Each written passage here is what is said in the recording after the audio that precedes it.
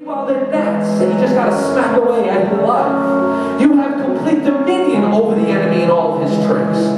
So why do we fall for his tricks? Why do we fall for his tricks? It wasn't an apple specifically, but we all relate to an apple. So God says, do not eat of the fruit from the tree. The devil says, go ahead, eat it. Go ahead, eat it. And you see, this is what we do. We actually then pick the apple off, and we pick the sin off. We actually take the thing that wrecks our life. We take the thing that keeps us in bondage. We take that thing that we know we shouldn't do, and we, for some reason, just keep it in our pocket. See, God said, do not eat from this tree. You should just walk away and leave that alone. But we pick at it, we look at it, and go, But see, when you keep it in your pocket, all of a sudden you start getting hungry. You pull the apple out, you look at it. And you see, when you don't get rid of the sin in your life, when you keep playing around in stupid situations, when you keep going back, when you get hungry, it's the first thing you pull out. See, if you're starving, see, if I eat this apple, I die. I'm actually allergic to apples. But you see, if I'm starving to death and I'm in the middle of a desert and all I have is this apple that I plucked from the tree, do I trust in God to feed me, or am I tempted now because the apple's in my hand to take a bite? Looks good on the outside, but when on the inside to me is death. Sure death. So why do you keep your sin in front of you? Why do you keep those things of doubt without getting rid of them? Where is the wisdom in this? Would it be smart? Would it be wisdom for me to keep this apple around me when I am starving? Whatever you struggle with, doubt, fear. Are those people that are around you, keep tearing you down, they keep mocking you, keep making fun of you? Why do you keep them around you when you're trying to fight through something to be everything you can be in God?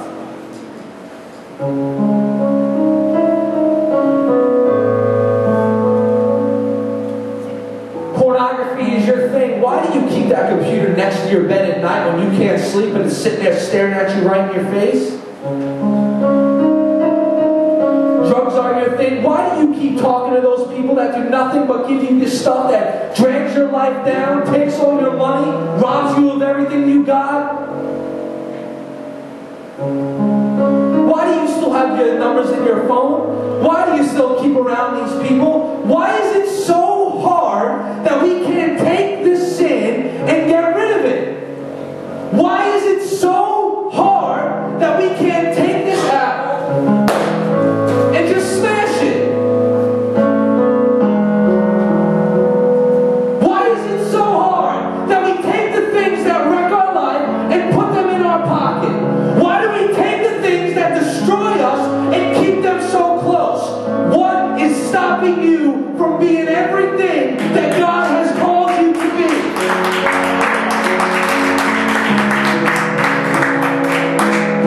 When all you have to do is take out that sin, get rid of it. Don't just leave it there. Destroy it. Destroy it. So step one, gaining the wisdom and the understanding of God. If you knew with that thing, you know it's bad on the outside. And you know someday you'll die. But yet we live our lives every day as if we won't die. We live our lives every day like we're invincible. And then all of a sudden tragedy strikes and oh, now it's time to call on the name of God.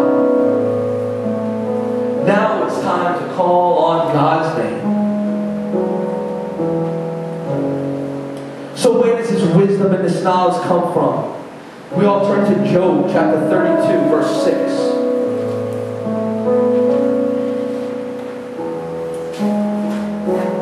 And Elihu is this young man, and he's watching Job's 3 friends taunt him for being faithful to God.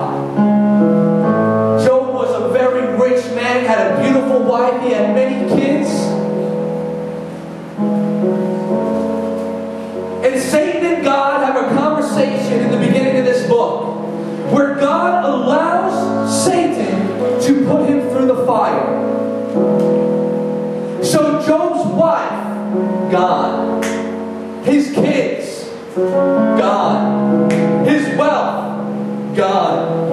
His life has been turned upside down. But Job is faithful. And then Job's got these three gnats by his ear, these three so-called friends, you know, his boys from back in the day that have known him forever. These are my friends, though. And there's these three guys going, go ahead, turn on your God. This is the God that you serve. This is the God that's allowing your wife to go, your kids to die, you're losing all your possessions, your wealth. You believe in a God that's allowing this to happen to your life? And Job is saying, no, I can't hear this. It's so tempting to believe them because he doesn't understand, but beyond his not understanding, he knows that God is faithful and he knows that his God is going to come through for him. And he pushes through with this young man, Eli, who was watching them argue back and forth. Eli, the young man, is saying, you know what, Job, in his head he's thinking, you should listen to these three. They're older, they're wiser, they've been through a lot. But Job is saying, no, I'm going by the Spirit of God. I'm going by the wisdom of God, the Spirit that's inside of me, that's telling me that God is so real and that God is so faithful. Satan can take all my possessions, I'll still praise God. He can take my wife, I'll still praise God. He can kill my kids, I'll still praise God. Because I know I got the victory. I don't understand why, but I know God will see me through this, and I know God will make me victorious. And then Elihu has enough. He's like, enough of this nonsense.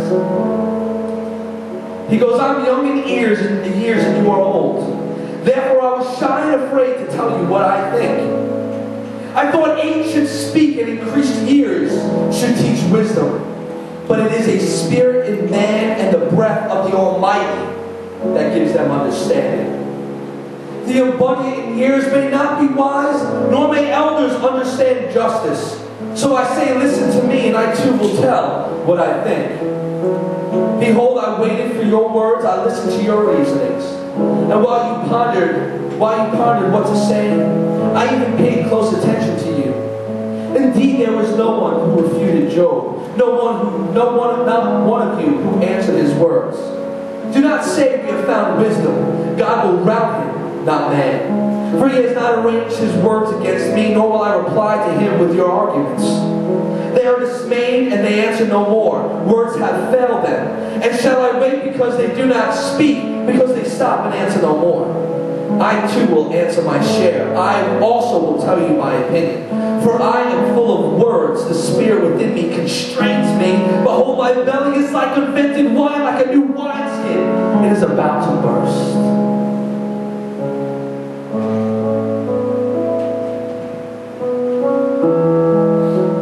You have people in your life. You may have some people you look up to in your life. You may go, well, I should just listen to them and live my life off of them.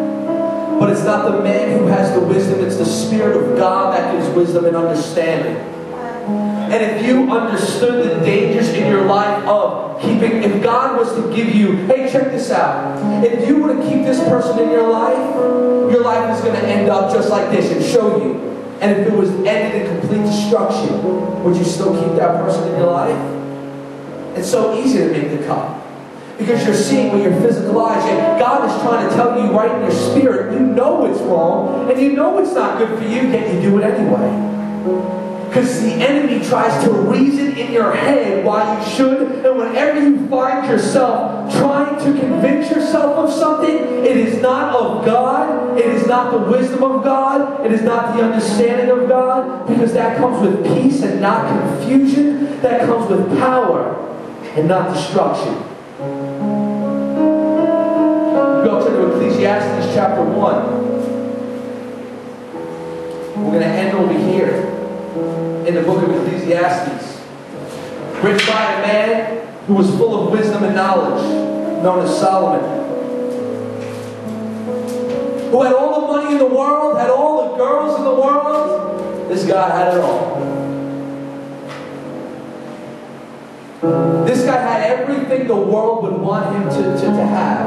And in this book of Ecclesiastes, he writes that really, in the end, nothing else matters but chasing after God.